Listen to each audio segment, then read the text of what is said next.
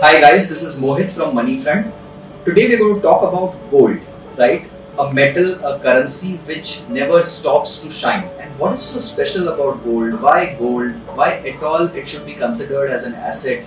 And what are those fanciful things about gold which attracts not just us Indians but across the world? The shine just continues to glitter, right? What is so special about gold?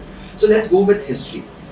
Now, when the currencies were not invented in this world, when there was no monetary exchange, the world started with barter of goods, right? When the old, maybe thousands and thousands of years back, when people used to, you wanted to buy something, so I wanted to buy rice from someone and someone else wanted to buy furniture from me.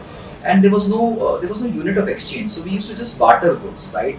And then people decided that this won't work. They need some system, some currency, something which could be denominated and which could be transferred from one person to another person. And therein came the use of metal currencies, right? So it started with perhaps bronze, silver, and finally it kind of boiled down to gold.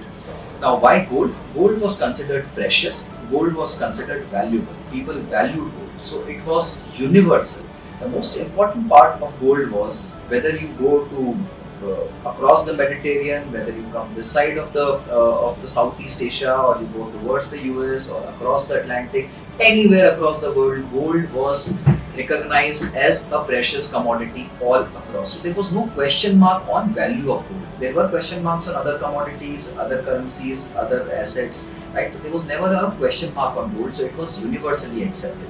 Second thing, everyone wanted to store it, everyone wanted to preserve it. They could transfer it to future generations, right? What is more important about gold is if I keep and store gold with me, I can give it to my children, my grandchildren, my great grandchildren, it will still continue. Gold has continued for ages, we've bought it from our parents and forefathers, and we will perhaps transfer it also. So there is transferability, there is portability, there is fungibility, there is durability, right? And gold can be melted. Gold can be melted, gold can be broken down into pieces, gold can be broken down into smaller ounces, right? However, you can't like really break it into very small denominations. Like today, a rupee can be denominated in 100 paisa and you can have 50 paisa exchange, but in gold that's very difficult. Now that's one barrier why gold couldn't become an international currency, right? So why gold, in spite of having all those benefits, could not become a currency was because you could do smaller transactions. If I want to buy a chocolate, I can't go and give a small inch of gold or maybe a centimeter, millimeter of gold to a shopkeeper and say, give me a chocolate, right? I need to give him 1 rupee or 50 paisa, which can't be done without a fiat currency. And that's where fiat currency became important and they took over from gold. However, gold continues to be a great store of value, great preserver of value. And historically, we have seen as inflation inches up, gold's price will inch up in accordance with inflation for whatever 100 years of its history, right? So what it does is, it does not let your currency or your value eroded by virtue of inflation. It will preserve and nourish that value. Now, why should one invest in this basically? Look, so if you are scared or if you get those thoughts, fiat currency, what will happen with that? What will happen if central banks keep printing unlimited currency? How will my value be preserved? How will it not be destroyed? What will happen to it, right? Then you need to put some of your assets into gold and sleep well.